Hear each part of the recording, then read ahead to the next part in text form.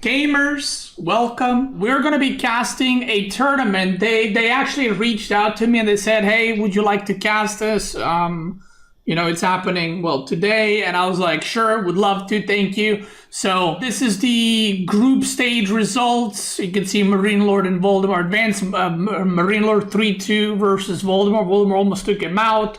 Louis versus Core. Louis and Core advance. Anoten and B advance over here, and then VortiX and Lucifron advance from this side. But now we got quarterfinals, and I've been gone for 2 weeks, as you guys know. But apparently in the KPMM, the weekly tournaments, VortiX has been dominating. Apparently he won one of them without dropping a map. He won 3 of them in a row, and apparently he's just, I don't know, he's just fucking butchering everybody, which I think is really cool. MarineLord versus VortiX. Now, MarineLord does not play in these weekly KPMMs, so technically VortiX, the guys that he is playing, and he won 3 in a row, right? So I'm assuming he's beaten the players like Louis, Puppet Paw, Wham, Anoten, B, right? I don't know who else is there. From like the top guys, right? But MarineLord doesn't play those, right? So this is like, if you want to look at it like the final boss, right? He's winning KPMMs, which is great, but let's see how well he does against MarineLord.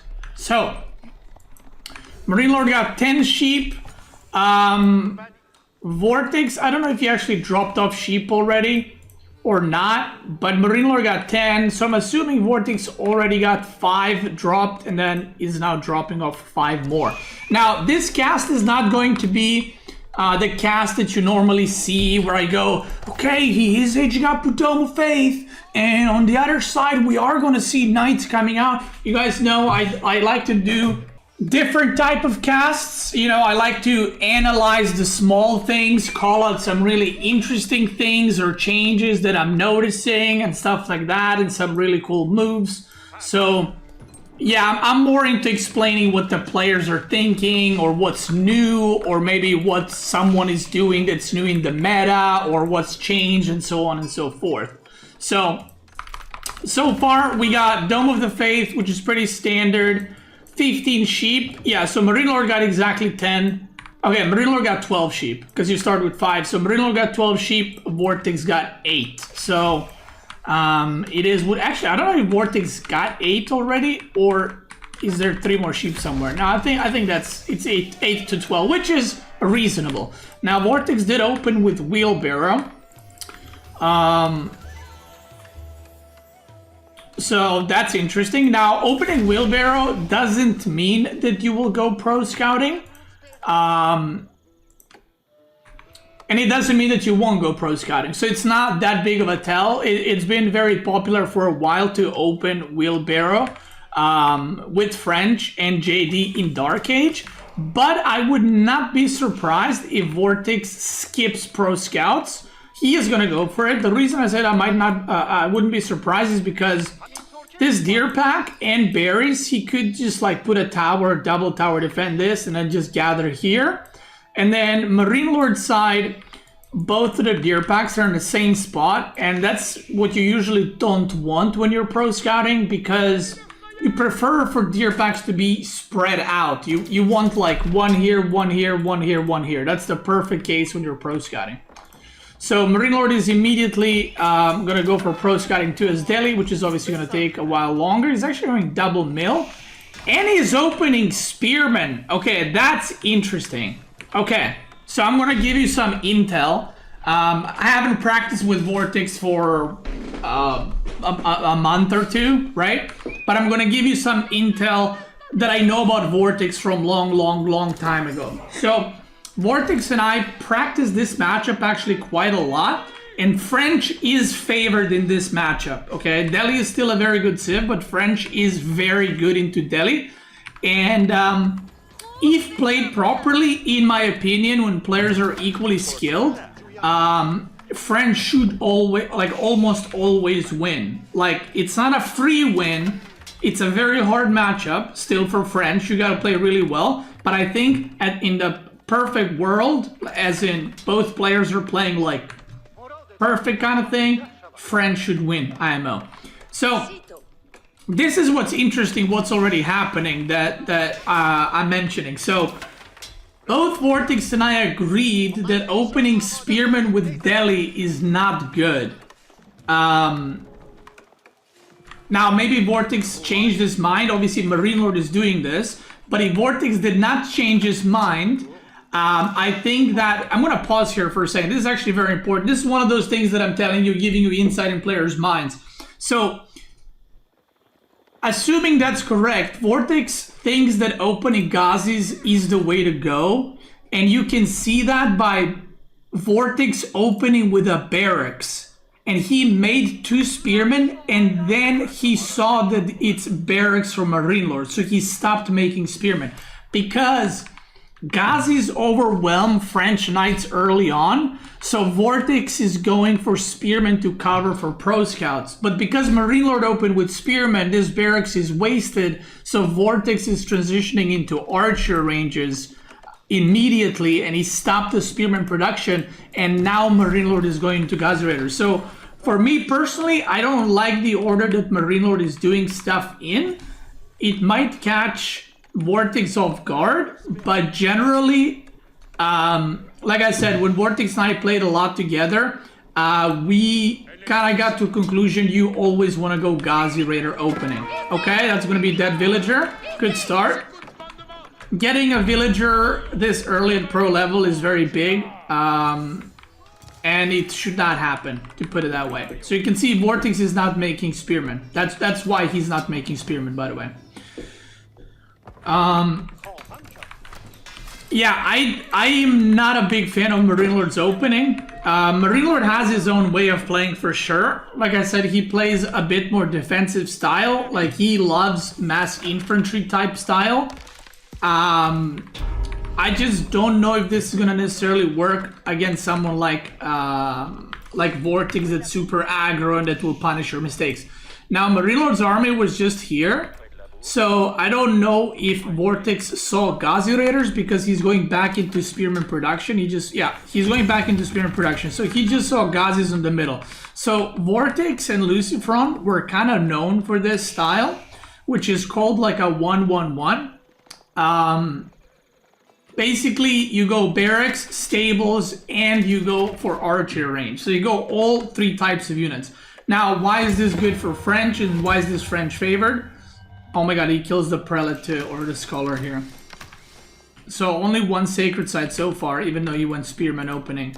And this is 1 knight denying, by the way.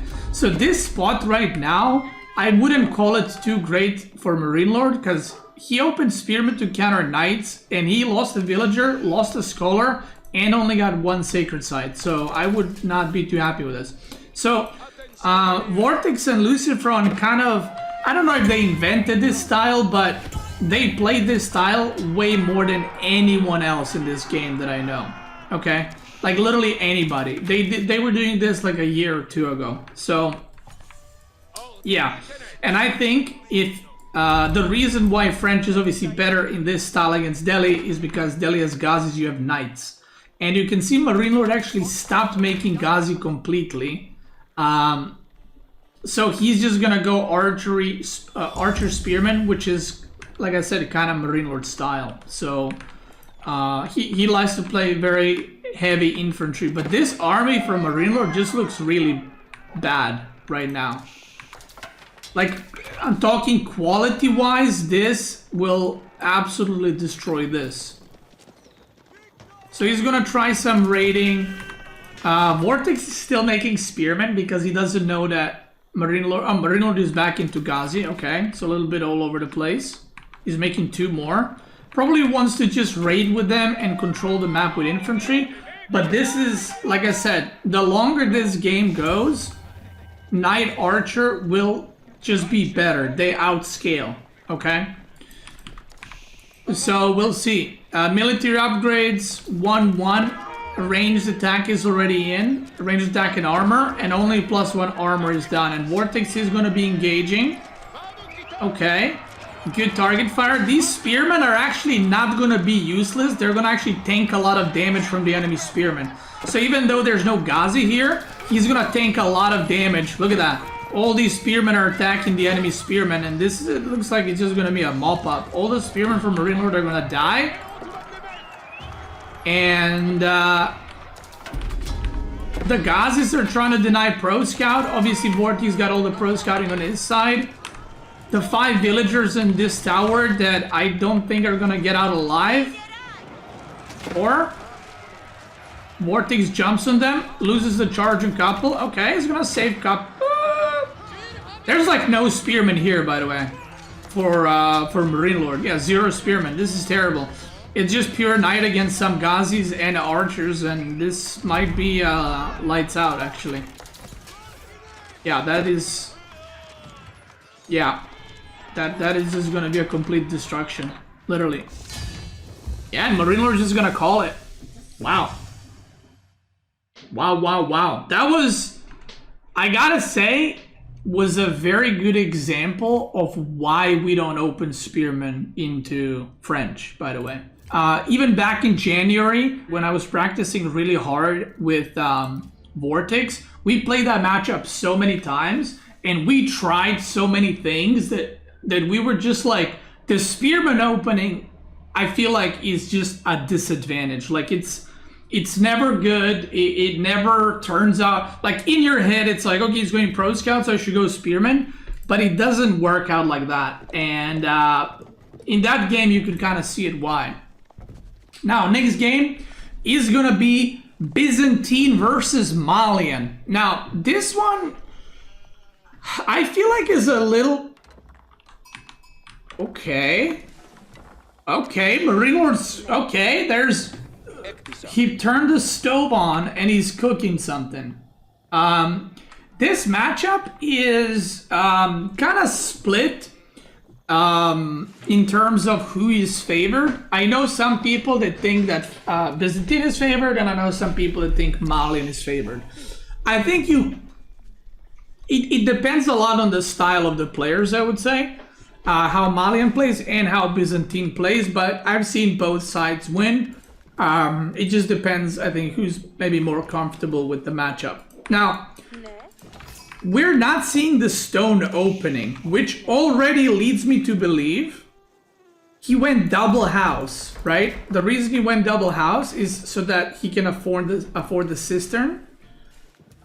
So the placement of the cistern, if I was VortiX, I would think this is 2TC already. So if I'm VortiX and I'm scouting this, I don't know where VortiX scout is. Okay, he hasn't technically scouted, but I would think this is potentially 2TC, which is actually decently common in 2 matchup. And actually, you almost never go 2TC with Byzantine at the pro level, but this is one of the matchups that you do. And Malian is in this matchup, again, one of the very few matchups where you don't have to worry about a spearman rush.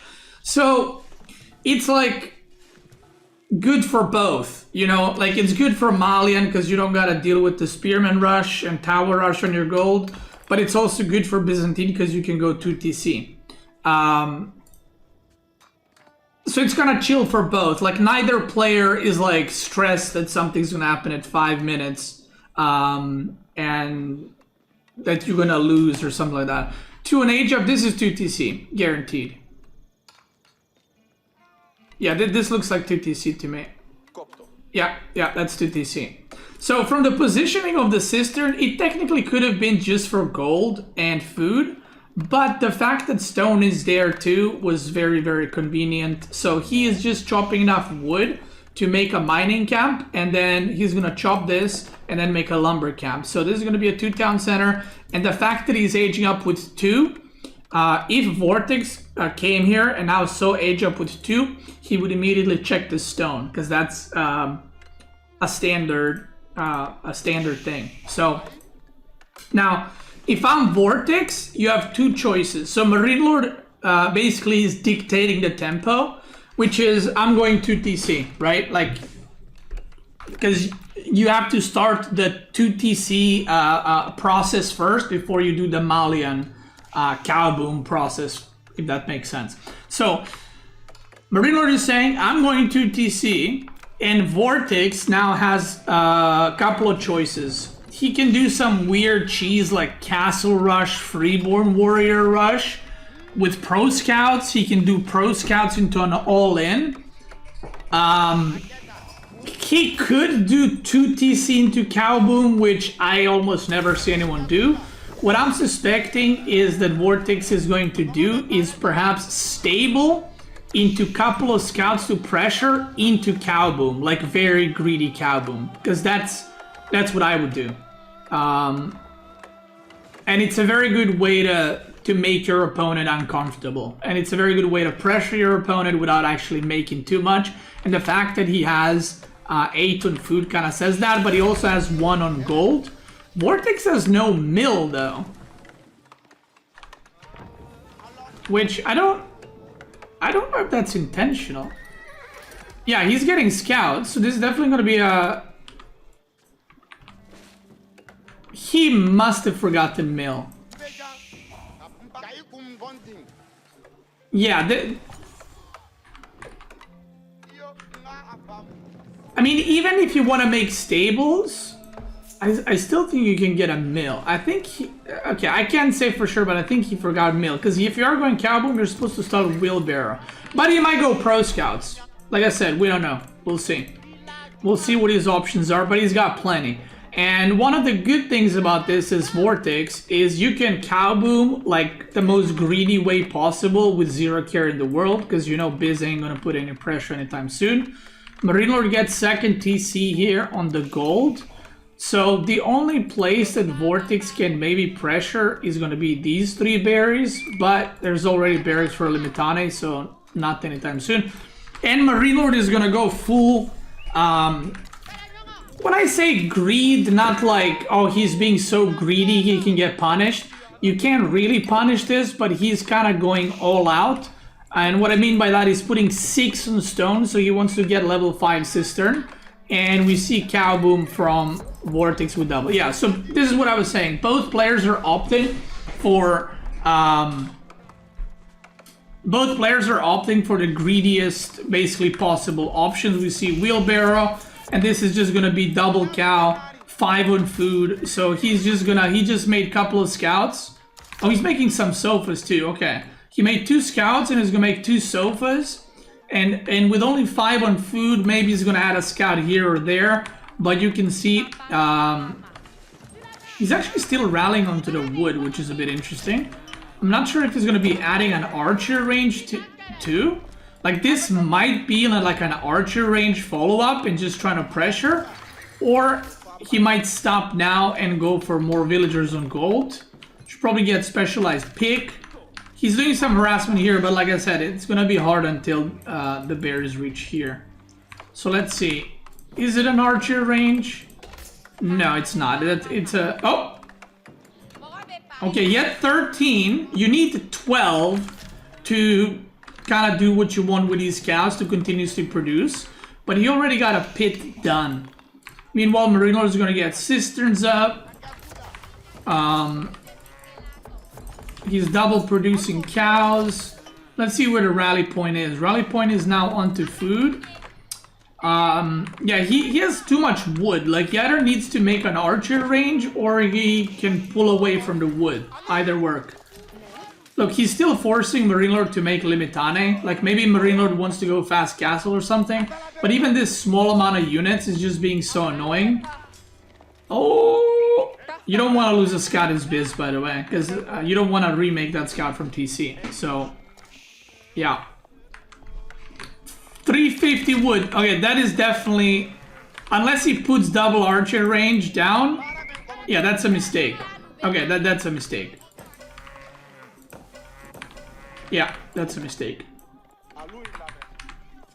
Because like I said, in order to build like cows consistently and pit mine, you need 12 on wood.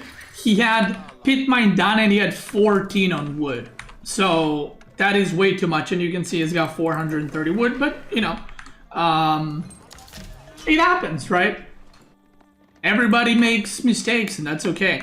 Now, another thing that these units are doing, by the way, other than harassing and killing a villager right there, and forcing units, what they're also doing is they denied cistern here, and they're denying cisterns on the other berries. I'm back on the O train. It's been a while since I have played or watched. Lisbeth, welcome back, brother. Thank you. So, if there was no these units, MarineLord could have made a cistern here, and then he could have made one here, all the way, to get double berries. But because there's these sofas and stuff... Ooh! Actually, don't know if that was cancelled or not. I think it was cancelled. I don't think MarineLord ever mined too much stone.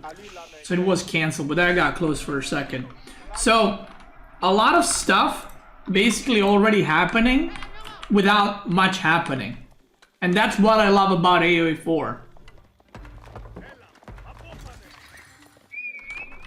Yeah, he lost some stone, but he did cancel it. That's what I love about AoE 4. It's all these small things that are happening right now that are what makes AoE 4 cool. Okay, there's the double archer range. He actually puts... Okay, so another thing that happened. He put a lot of villagers on gold, pulled away from wood, but then he saw the units moving out. He wanted to go fast castle, and now with all these units coming out, he is panic dropping 2 archer ranges and making archers and made blacksmith. Now, why is he doing this? The most common response from Biz after going to TC is usually going fast castle, but MarineLord is not going fast castle. In fact, is committing to feudal. So he caught VortiX in an awkward spot where you can see he was very near age up, but now he can't anymore. So now he has to make some units in order to defend, and he's delaying his age up as well. Obviously, he's delaying his own, but I mean, that's fine, right?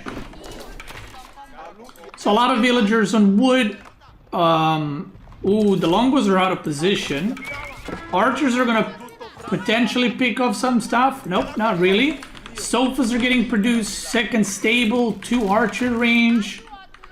MarineLord needs to be very careful. Like, this is what I'm saying again. It's very similar to the last game. Whenever you have mobile army versus immobile army, you have to make sure that your immobile army will win the fight if fight is about to happen.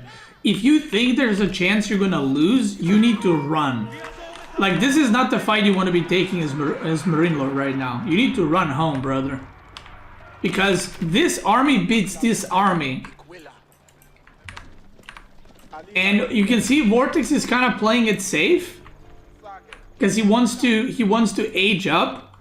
But he could have tried maybe pushing the issue a little bit more there. But he doesn't have +1, so maybe he wanted to wait. But he's got 20 cows. So he's very happy about that, and we see it's not gonna go for the 20 cow boom. He's gonna go 18 and then eat 2 cows for the rest of the game probably, which I question a bit. Mind you, VortiX is obviously way better than I am right now. So you know, the reason why I'm saying I'm questioning it is because they're playing on Lipany, and he's got 2 back deer. There's so many berries on the map. I feel like Lipany is one of those maps where you don't need to eat 2 cows for food permanently because there is so much food everywhere else. So, there's the tiny dog walking out. But, yeah. It's not necessarily like a game-ending choice or game-losing choice, whatever. It's just unnecessary. Now, talking about unit comps, I strongly prefer VortiX's unit comp. This unit comp is the unit comp you want to go with the Malian. Like, so far, archers is the best thing you can make in Castle Age. That is simply the best thing you can make. There's nothing else you want to make. He could use maybe a couple of more villagers on gold. He already started making some houses here. So his army, while actually not that great in Feudal Age, is gonna scale really well. While MarineLord's army, while really good in Feudal Age, Limitane Longbow, one of the strongest, actually does not scale well specifically against VortiX's army, because longbows have higher damage than normal archers, and sofas have higher armor than normal knights, right? They have 7 armor in Castle Age instead of 6. So, right, I'm right on that one, right? Am I crazy? Pretty sure I'm right. Yeah, he's missing +2 range, so he'll have 7 armor, which means that longbows against any other civ, very good still, but against Sofa specifically, they're actually a bit worse. And Malian has poison archers compared to normal civs having archers, so they're going to be really good against Limitane as well. So MarineLord needs to make crossbows in this matchup, otherwise he will get completely overwhelmed. He needs to make crossbows or cataphracts. Cataphracts are a very good choice too. Instead he's making Varangian guards, which I don't like. Yeah, he's switching to Varangian guard and longbow, and I am pretty sure if these were all Varangian guards and longbow, he loses that fight badly, because sofas actually beat Varangian guards pretty badly. So poison arrow, no +2 range attack. +2 range attack for MarineLord's already in, so that's a bit of a oversight from VortiX.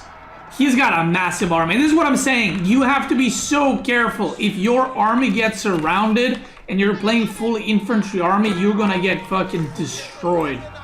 So he needs to be so careful doing any kinds of move outs. Now VortiX is losing some units, but he's also picking off some units, so it's not the worst trade. MarineLord already activating. Oh, he has shield wall activated on some of his Limitane, which are actually slowing down his other Limitane quite a bit. Now all of them have it. Okay, never mind. So he's gonna run away, he's gonna disengage. Maybe this tower goes down. Relic 2. Is VortiX even trying to get any? No, VortiX is not even trying to get relics. Okay, little engagement. This one is not good for VortiX, because his whole army is not together right now. Thank you, brother. Welcome back, Drum. Yeah, this army beats this army because this is whole MarineLord's army.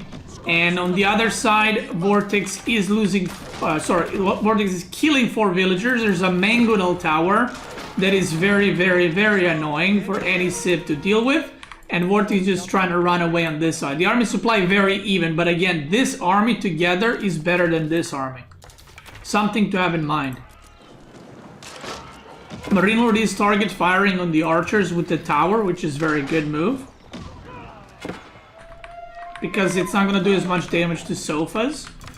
Now, this is dangerous. Okay, MarineLord goes back. If MarineLord goes here, he gets surrounded 180 and he gets obliterated. He's going to go back.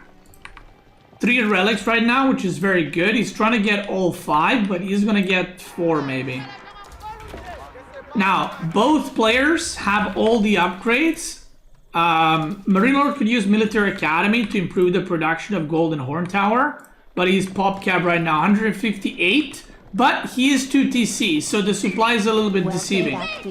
Thank you, brother. Thank you. Okay, this is a dangerous situation. This is a dangerous situation. If this turns into some kind of base trade situation, you would rather be the cavalry guy. Why? Because VortiX can just run away, literally. You cannot just run away from sofas. So in these kinds of... This is a very awkward situation, an awkward game, but it does happen sometimes. Neither player knew that the other one was on the other side. So what's happening right now is not a base race where they're trying to eliminate landmarks. What's happening is they're trying to kill as many workers as they can and then meet up their armies to fight, basically. But VortiX has sofas, which is a lot easier to go back and defend. It's a lot easier to run them away and reinforce, and Limitane are a lot slower as well. If this TC goes down, actually, this turns into a really bad situation for... Oh god, and the longbows pop out here. More longbows here, but these guys ain't gonna do shit. Walla, okay. Oh! Oh my god, that was scary. There's some Limitane there, and he's engaging. You can see this army didn't kill anything yet. Like, he's killed 4 villagers, right? But he hasn't killed any buildings. Second TC goes down. Like, he didn't even kill the cows. Look, he's trying to find villagers, but from MarineLord point of view, this is what you see. It's like, where do you go? He left some Limitane, but there's enough reinforcements. And basically what VortiX did, he went straight for the TCs in production, which is all right here. And MarineLord went here, went around, and all the production is in the back. Cows are in the back. Didn't actually torch anything. And now with no TCs, he actually might get landmark sniped if he's not careful. This is the second landmark going down. Obviously he's not because he has one here. But the army supply went up for VortiX and went down for MarineLord. I don't know if it stayed the same or went down. He's making cataphracts now, but that is too late for cataphracts. That's like, it's too late to start making them now. That's what I mean. Cataphracts are always good, but at this point it's kind of like, I mean, you're gonna have like, you know, 5, 6. So what MarineLord is trying to do now, he is trying to engage this half of the army with his whole army. And what VortiX is trying to do is, again, he's doing the same move as earlier. He's gonna try to disengage here and engage on the right side again. But he sees that this army is actually pretty small, so he's just gonna fight it because MarineLord's army is lacking behind. And he's gonna win a fight here, and he's denying the food gathering here. This looks really, really bad for MarineLord. And VortiX is kinda beating him pretty badly, to be honest. Is VortiX the new GOAT? VortiX is my GOAT. Okay, he's gonna keep pushing. I mean, this side is like just archers. X After Party, thanks so much for 15 gifted, brother. Thank you so much. Thank you, thank you. Darude, thanks so much for reset. Thank you, guys. Welcome back. Thank you for the support. Wow. Thank you, guys. So, yeah, VortiX is making some really good moves, by the way. This type of moves that he's doing right here is something... I always call that old VortiX. You know, the baboon VortiX? That's what we used to call him. Baboon VortiX, where he's just like, I have army, I attack. I see army, I fight army. That's the baboon VortiX. Now he's very tactical, you know? Oh yeah, resource per minute. He's very tactical. He's like, okay, army is here, I engage on this side, which is the right way to play. Sometimes going full baboon is the best way, but what he is doing right now is, I feel like how like me, MarineLord, Louis usually take engagements. We rarely go like full baboon. I'm talking about our peak, like MarineLord's peak level, my peak level, Louis' peak level. We usually take these like, we only take fights when they're like good fights and you're picking your fights carefully, and I feel like that's what VortiX is doing right now, which in the past he has not done. Usually he is a lot more baboon. Which I mean that in as a compliment, not as a bad thing. Yeah, this game is definitely over. I mean, even if he doesn't win here, which he will, because his army is better, his economy, he killed 48 villagers and 49, and MarineLord killed 4. MarineLord's push was very indecisive. He killed a pit mine and 2 houses and 4 villagers, and that's it. Wow. Wow, VortiX up 2-0. This is EGC Archipelago. That's right. That is not Archipelago. I mean, it is Archipelago, but it's like a tournament version of Archipelago. So you guys know that Archipelago can spawn very cringe, the latter version. So this is the EGC version. Whenever you play EGC Archipelago, what is the main difference? Well, the sacred side. Well, actually, it's like a complete... I don't know why it's called EGC Archipelago, to be honest. It's completely different. Like, I think this map should just... should just be called something else, to be fair. Okay, because you guys know what Archipelago looks like, but this, first of all, always has 3 sacred sites in the middle. If you spawn here, the enemy is either here or here. It's never a cross map. Now, what's interesting about this version of Archipelago is the players on the main island got big gold, big stone, and 1 wood line.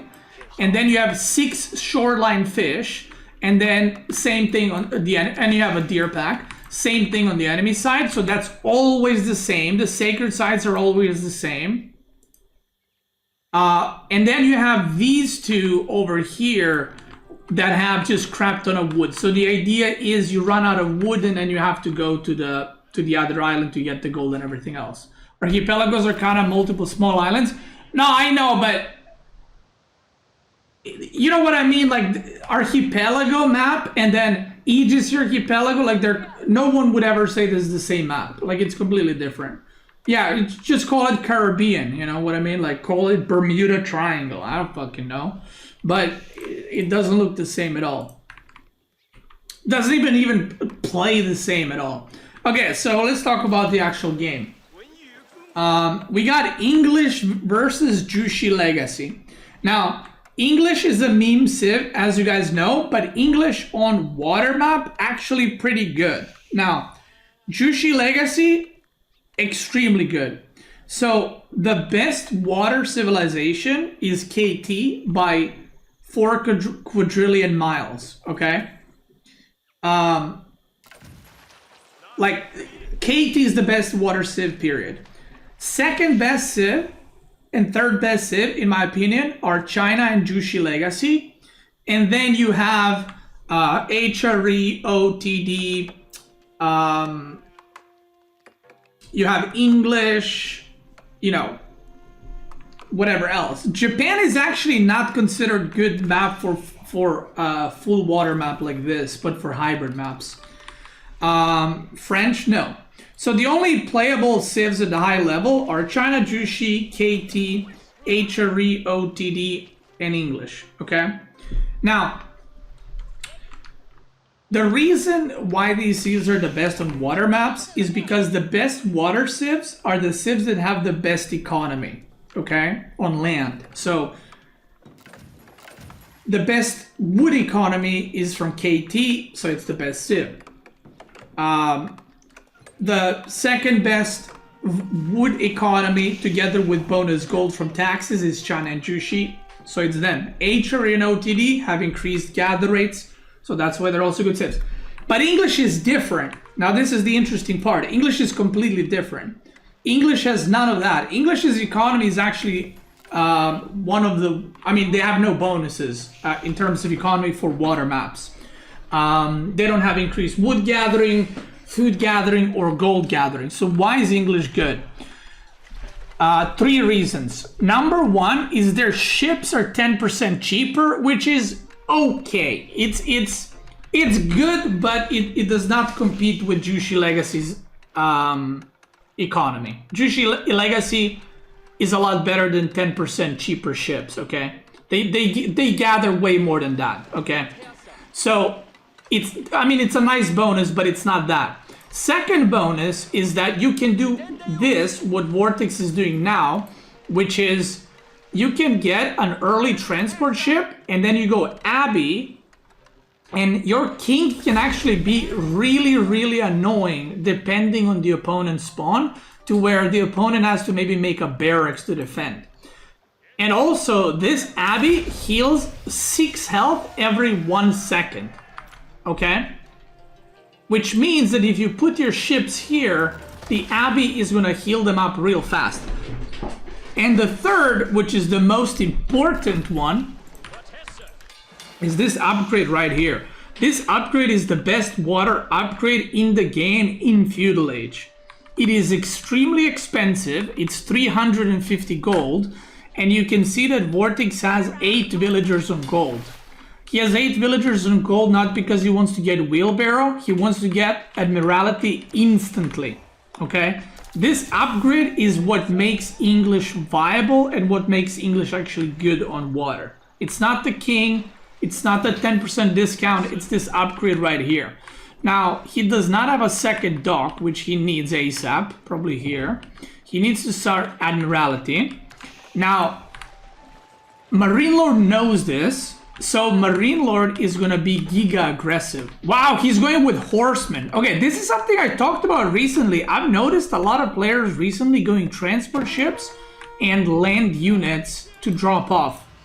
Now, the king is going around because he knows where MarineLord is. He scouted here. MarineLord wants to push, preferably right now, because he knows that English gets the upgrade early. So if you look at the ships, it's 1 galley, 1 sprinkled ship versus 2 sprinkled, 1 galley, and 1 demo ship. So at the same time, VortiX wants to drop off this king and pull the attention away from MarineLord. So now he has +1 range, which he can use and abuse to basically hit without getting hit, like that. Well, he got hit there, but, you know. So the longer this game goes on from here on out, if VortiX, like, stabilizes and holds, it's better and better for VortiX. Because +1 range with micro at pro level is just broken as hell. So, MarineLord needs to either overwhelm this early, or he needs to push this with, like, just out economy him by a shit ton. So, like, if VortiX has 10 ships, MarineLord wants to push with, like, 16 ships, right? Ooh. Okay, he actually ran out of fish here, and he just sent all the fishing ships to the right side. So he doesn't go for fish here, which is slowing down his eco quite a bit. The king is here. MarineLord is making some horsemen. And he wants to... He should... Okay, so this is what I'm saying. Watch this now. VortiX is very good at this. So what VortiX is going to do now... He's gonna keep pushing non-stop even if he has less units. Because he has +1 range. Watch this. He's just gonna constantly do this. Now, if he does it well enough, MarineLord can't really do anything. And you can see, oh, the king goes down to the horseman. Good defense. So as you can see, he can't do anything about it. Even though he has more ships, VortiX can just kite him forever. So, as the game goes, you can see MarineLord is already taking the defensive posture. And look, the kiting has started. Now, this is a bit dangerous for VortiX because double demo ship can come from here. There's 1 demo. So you can kind of get flanked real quick. So we'll see how he decides to deal with this. I personally despise, by the way, I despise English on water. Because it is so annoying to play against. One thing to note, by the way, fishing ships, let's check. VortiX has 7, MarineLord has 15 fishing ships. So MarineLord has more ships, well, equal ships I guess now, but he has 15 fishing ships. Which means that, wow, he actually went to mine for arrow slits. That's very interesting. He's gonna get him here? Or here? Ooh. Okay, that's not going too well for MarineLord right now. He's got a transport ship, so he can transfer some horsemen over. And this looks good right now. No wheelbarrow for VortiX, but this looks good. So VortiX is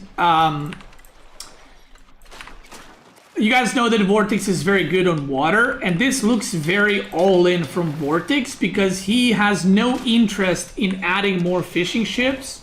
He has no interest of this going to castle. He has no interest of increasing his eco in any way. He just wants to keep trading with more range on his ships.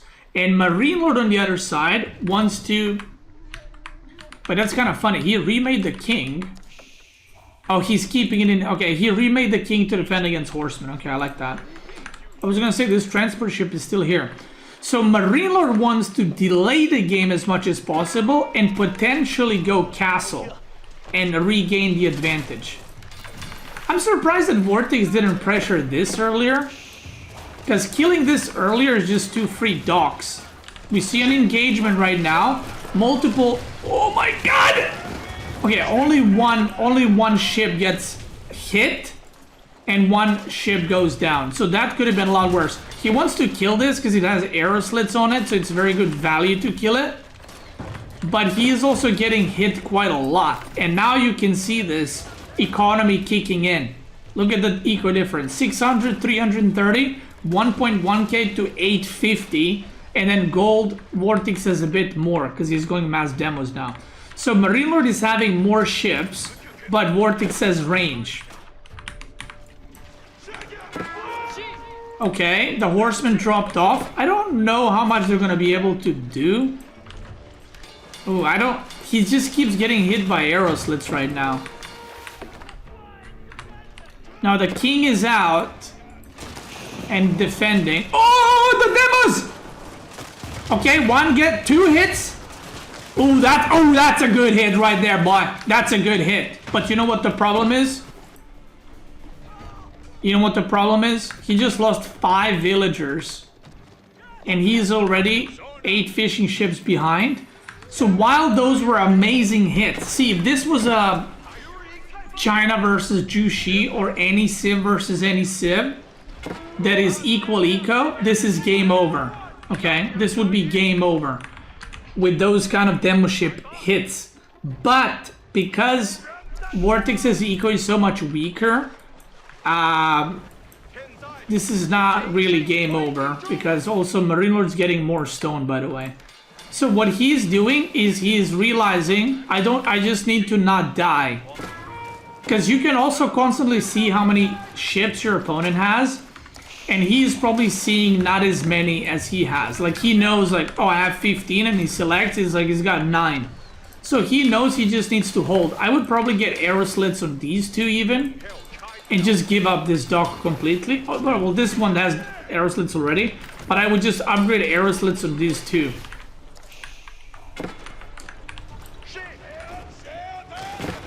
He's trying to double them on the fishing ships, but MarineLord sees it, splits it.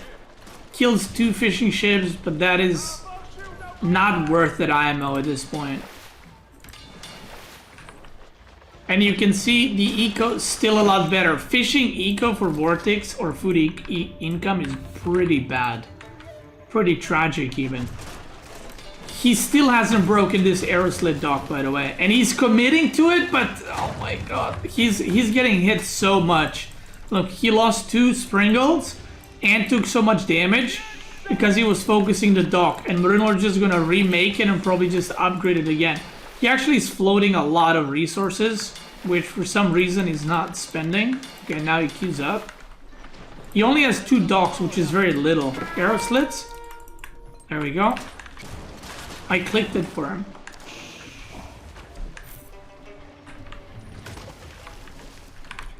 Yeah, when you play against a good player at the top level, playing English, by the way, and they're doing this constant back and forth, it's literally so annoying to play against, because you're just like... You can't hit him, but he's constantly hitting you, and he's constantly annoying you, and yeah. Yeah, Vortex is now committing, because he needs some good demo shots.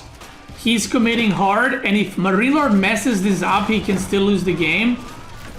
But that was not good enough. He hit 2 Springle ships there, and I think that was like 8 demos or something. That was not good enough. I mean, 10 to 13 is good, but MarineLord's ships are like full HP. And these are kind of bruised as fuck. So the thing is, you might be wondering, like, why doesn't he go back and just heal him up? If he goes back, MarineLord's eco is in good enough advantage to basically, if Vortex goes back, MarineLord can age up. Obviously, Vortex doesn't know that MarineLord doesn't have any food. Actually, his food income is really bad. 11 fishing ships. He had 15, so he lost 4 total. Okay, now, yeah, MarineLord's food income is pretty... No, wait, he is aging up. Okay, never mind. Wait, am I dented? Maybe he just put the landmark pretty far away and it didn't start building for a while. So now, Aegis Archipelago, this is where you gotta start thinking about moving out on the map. Oh no, pull them closer, they're not repairing! Pull them closer! Oh no, they're not getting healed. So now you gotta go and you gotta go on the island. I like this move from MarineLord. He left his 3 horsemen on this island, so when Vortex comes to take it there, you can attack his villagers. Food here is depleted, actually. Both of these fish ponds are depleted. So that's kind of annoying. What about this one? This one has food, but it's kind of forward. So, MarineLord ages up. He's getting immediately sprinkled crews, which means that his sprinkled ships will have equal attack range as Vortex's, but they will also have 20% attack speed. And he's getting armored hull, which is 20% HP, and ranged armor +1, which is big. And now the game is cooked. Vortex needs to win here. He needs to get some big hits. He's getting decent hits. MarineLord kind of potatoing here. He's, I mean, pretty good hits. Pretty good hits. 1 arrow slit dock. But armored hull is now finished too, which means more HP for his ships. So MarineLord just needs to kite and snipe these demo ships. And if he does that, he's just gonna have a lot stronger ships. Demo ship coming in! Oh my god, the archer ship is missing! Oh, that's a tilter. That's a tilter. That archer ship just missed on the demo twice. I see that, and I go...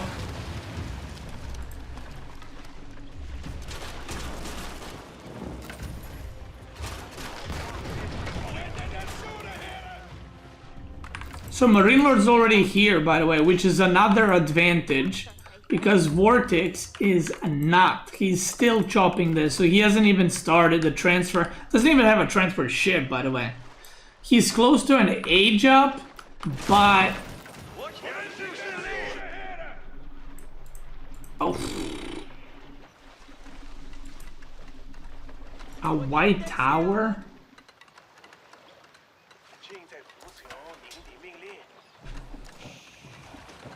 I mean...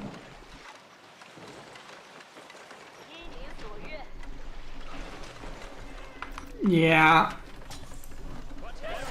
Thing is, this white tower doesn't do anything, right?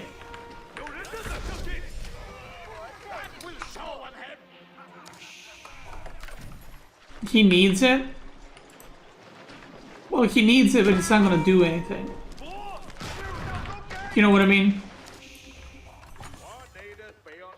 Like, he's just gonna go around and kill fishing ships. Now, if you're wondering why didn't he just age up here, it's probably because it would take so long to transfer the villagers and then start the age up. But in this situation, your only chance back would be, like, to go here, make King's Palace, and, like, prolong the game somehow. But even then... Look, I mean, look at the army difference, right? He's doing some kind of counter push or something. He has the upgrades too, right? Okay, so now Vortex has upgrades too, which means he has the +1 range advantage again over MarineLord. But if you have no space to kite, then the range doesn't really help you too much. So what MarineLord needs now is he needs mass demo ships, and he needs to surround this.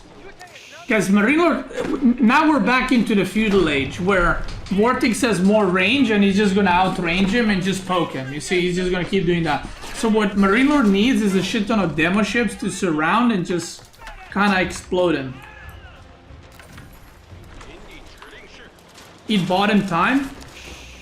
Well, the thing is, sometimes making a landmark that buys you time can still lose you the game, right? So buying time doesn't necessarily mean winning the game. It just means it's buying you time. But making King's Palace will either lose you the game, which you're already losing, or it might make you win the game.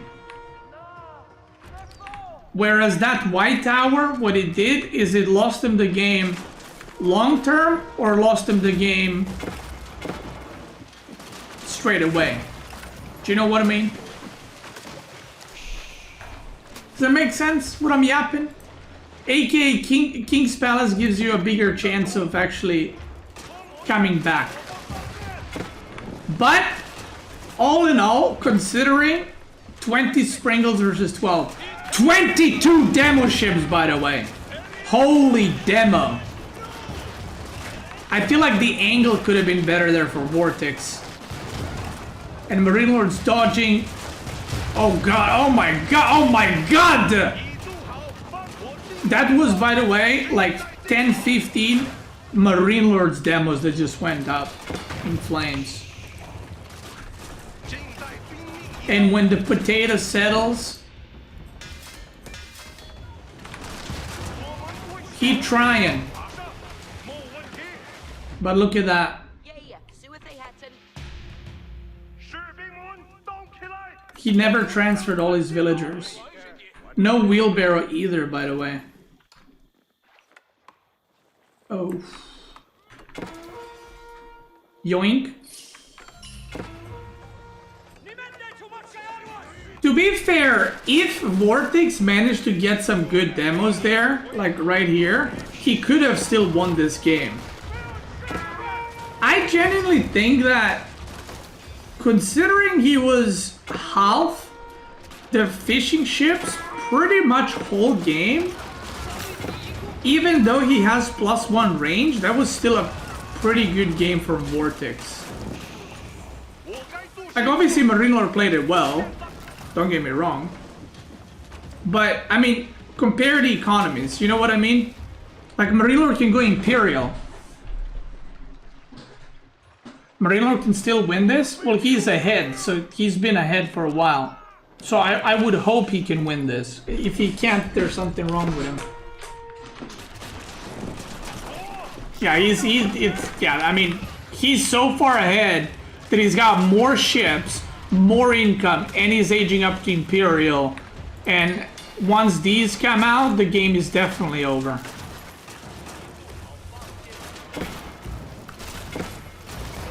At this point, even if you land demos and all of this, you still lost the game.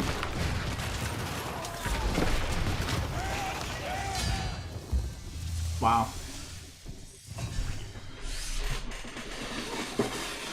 Wow. 2-1. And you know what's funny? VortiX, the Poseidon, if you will, loses on water, but wins on land. Against a Spearman King.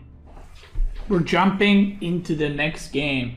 And we have a matchup that I have never seen before.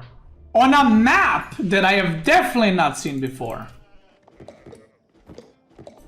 It is going to be Japanese versus House of Lancaster on Boldland? Neither of these civs, by the way. Wait, that's so funny. Hold up. Okay. Okay. I think I saw Japanese on Boldland once, and I have seen Lancaster. I don't know if I've actually seen Lancaster here. I don't know if Lancaster was out when we played this map. But what's interesting, is something I've definitely not seen. Usually Japanese is the one that opens barracks and then is annoying and stuff like that. But what we're seeing is Japanese is getting spearman rushed. Which, when was the last time you've seen that? I mean, maybe Mongols?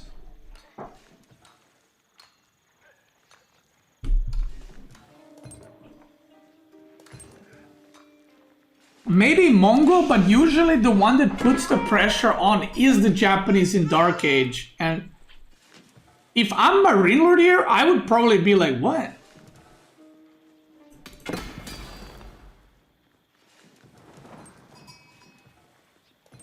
Wait, I'm trying to think. Why would you spearman rush Japanese?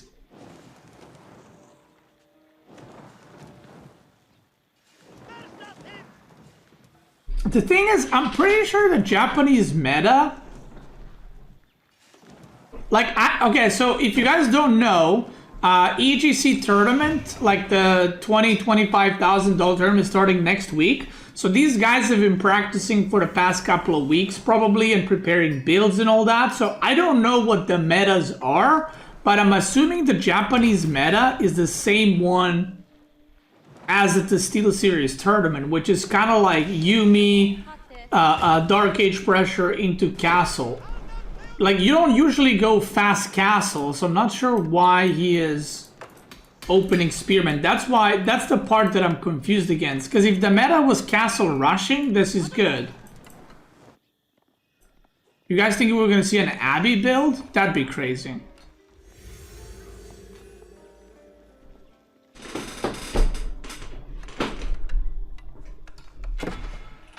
With CET 5?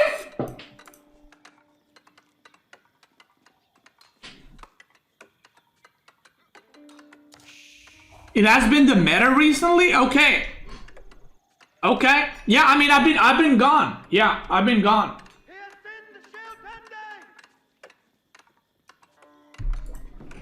See, that's, again, this is what I love about AA4. I didn't watch games. I was gone for 2 weeks. I come back and people are going fucking Abbey.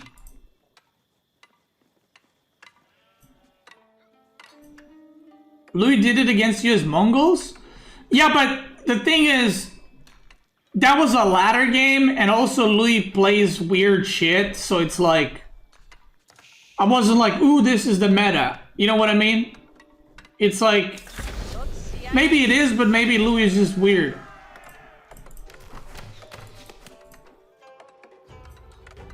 To be fair, okay, let me think about this. To be fair, I mean, it's like seeing B do something and being like, whoa, that's the meta. It's like, yeah, I can see B making like a tower here for some reason, and I'm not, you know what I mean? But, so why is this happening? I'm just thinking out loud here.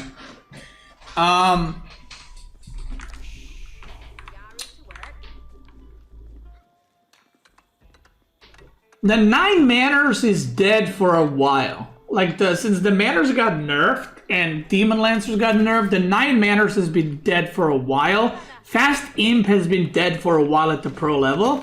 6 manners into Fast Castle was played, and 3 manners into Fast Castle was played. But at the Steel Series tournament, this was Lancaster was actually not considered a very good civ. Like, out of 18 civs, I would probably put it at like number 9 or maybe 10 in terms of strength at that tournament. So I'm assuming part of the reason why people went away from it is because it doesn't really work well. You know what I mean? Like, that whole style doesn't work. And maybe people experimented more with Abbey and figured out, you know what, this kind of works a lot better. And that's why we're seeing this now. Now Lancaster is S rank. Believe me, I'm silver. Okay, thank you, bro. Appreciate it. I mean, Lancaster as a civ got nerfed like many times, right? So, yes, my lord. Okay, so the Japanese, this was the meta for the last tournament. Except you had barracks too. MarineLord's mining stone because he wants daimyo. Manor. He probably wants a barracks. Okay, what did he scout? He saw stables and he saw manors. So this is I'm assuming it's just gonna be 3 manners into mass units at this point. I mean, I guess this is what Louis did against me, right? When I played Mongol.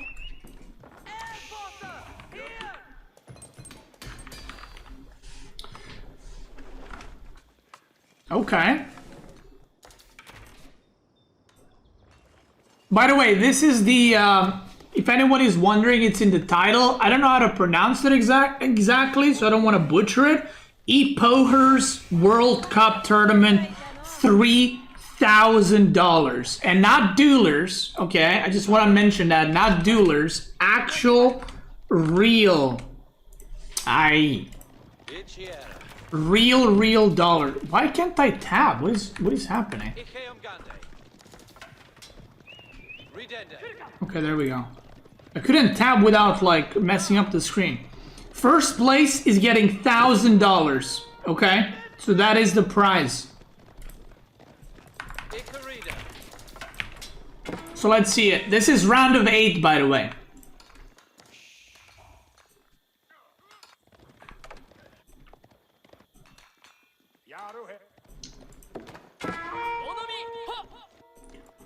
So he's gonna do some Hobelar harassment. MarineLord's moving. Again, MarineLord just like, he's just an infantry guy. He almost always goes infantry. Like when MarineLord plays French, if he could dismount the knights and use them as like running knights without a horse, he probably would. He just loves his infantry. Nothing wrong with that.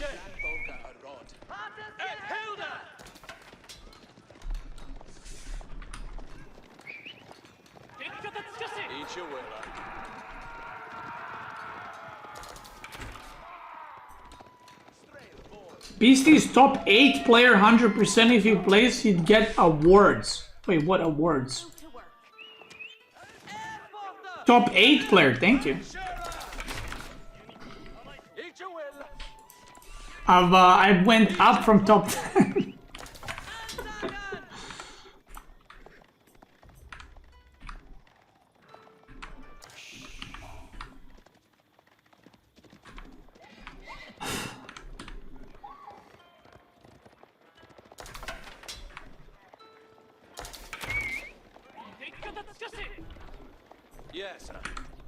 Yeah, I gotta, after this game, I gotta show you guys something actually impressive. No joke.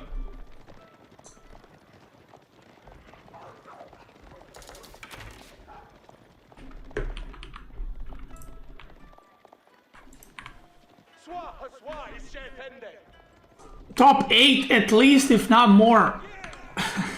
I mean, I just got 2nd place in the last tournament. But yeah, technically I am top 8, yeah. I mean, literally I'm top 8. I'm in top 8, yeah. You're not wrong. You're not wrong, brother. Okay, here we go. A lot of Yumis. He does have Bannerman, which is very important. He does have +1, which is very important. Yeah, Omen Hobelar. Okay. I'm not even kidding, I have never seen these two civs fight this way. I think the comment was accounting for lack of practice? Oh, you mean like if I wasn't practicing, I would still get top 8? Is that what you mean? You know, I would 100% agree with you if this was like a year or 2 ago. 100%. Maybe even like a top 4 even without serious practice. But the players are so good these days, I don't think I could get top 8 without practice. Like, I'm saying like just playing ladder and shit, I don't think I would get top 8. Or, I said top 4, I meant top 8. I would not get top 8 if I didn't actually practice custom games and stuff like that. Like, the players are really good. Like, really, really good. Like, there's so many players that get, like... There's so many players that if they get top 8 or top 4, I'm not really surprised.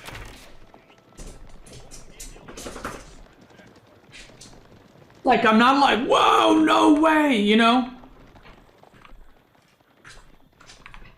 So many guys are really good. They're practicing, they're cooking, they're microing, they're macroing.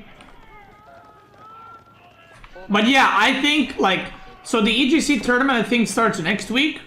And I actually think, let's say I play ladder for a week or two, and then I play that tournament. I don't think there's any chance I go into top 8. Like, I would have to have some extreme luck. Like, I'm talking like good matchup / finding a lot of sheep. And even then, I don't know if mechanically I could keep up with them. Okay, that's a lot of Yumi. And I don't know how much VortiX is accomplishing here, but MarineLord is close to age up.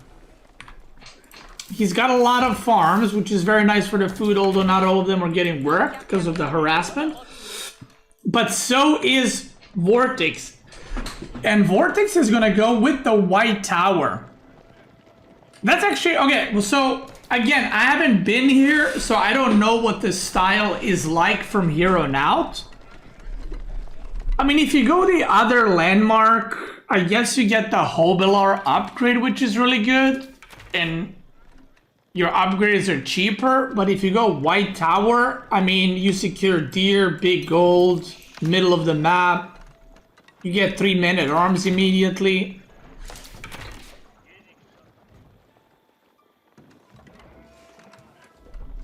Yeah, MarineLord just looking like I said, MarineLord is playing like the MarineLord style, which is just very passive. I'll defend, I'll deflect your attacks. But VortiX is playing his usual, I'm aggressive, but like I said, tactically he's making a lot better decisions. He's not overextending, he's not full babooning. Again, he transitioned to castle really well once again. Where's the 3 men-at-arms? Oh, he's pop cap, that's why. He's not rushing, he's making good decisions. There they are, Earl's Guards. And, yeah. Now, MarineLord is trying to rush age up, and the reason he's trying to rush age up is because he knows the moment VortiX finishes upgrades, he is going to go full baboon. Or at least he's going to try. Oh, one. Okay, one Hobelar goes down. So where do you put... Okay, I was going to say, where do you put Yorishiro? And he wants to put it in the archer range so he finishes the upgrade immediately, because most of his units are Yumis. He's gonna run away. He's not mining gold. He's got double stable. He wants to make mounted samurai here, 100%, but he cannot. Now this upgrade is not done yet, and VortiX is taking the fight. The lords are giving so much HP to these units, by the way, that this army is just a lot stronger and tanky. And Hobelar upgrade finishes. Lords are just running behind. Men-at-arms are running behind. The upgrade from MarineLord finishes, but his whole eco is idle, and right now he's saying Sacre bleu. That is 29 idle plus 17. And MarineLord taps out.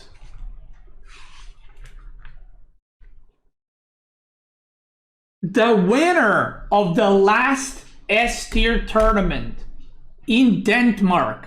Now, okay, I will say, I always say this. The current champion is the champion that wins the S-tier tournament. So technically, IMO, right? MarineLord is still, he won the last tournament. He's number 1 until someone else wins the S-tier tournament. But at the same time, this was not a small tournament. Like, this wasn't like a $50 tournament. This was a $3,000 tournament. So it's not like MarineLord didn't care, right? And because there's an EGC tournament coming up, I'm assuming that MarineLord is practicing. I ain't gonna lie, those games looked pretty one-sided. They weren't games like MarineLord just like fumbled something and just lost. Like, it just looked like VortiX made all the good decisions and just played really well. I mean, fucking congrats. He did it. Now, I want to show you something. I'm going to spoil the bracket. I want you to... Is everybody sitting down right now? Core. That's right. Core W beat Annotant 3-2. Can we fucking get some poggers for Core? Like, don't get me wrong. Vortex beating MarineLord is like... That's big, right? But like, Vortex beating MarineLord, impressive, right? Everybody expects MarineLord to win, probably. But I'm not like, oh no, wait, happened. But Core beating Annotant, like, that's a fucking shocker, right? And what's funny is Core beat him on Archipelago, Holy Island, and Kawasan, which are all water maps. The reason that's funny is Annotant is actually very good on water. So you might be like, ah, but he won the water maps. But Annotant's actually good on water maps. Like actually good. There's some players that are not known on playing water maps and stuff like that. Annotant's not one of them. Annotant's like, I'll pick a water map. I just want to give congrats to my boy Core. Core W, everybody. Core W. So I don't know if I'm going to upload this on YouTube, but if you guys enjoy these kinds of casts, I mean, I could upload some more. Let me know in the comments down below.